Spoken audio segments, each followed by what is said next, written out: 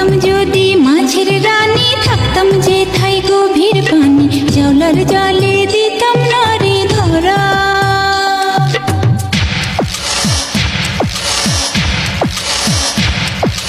ঢেকি হইলে ধাপুর ধুপুর, ধান বানতাম সকাল দুপুর, ঈশানের মুখ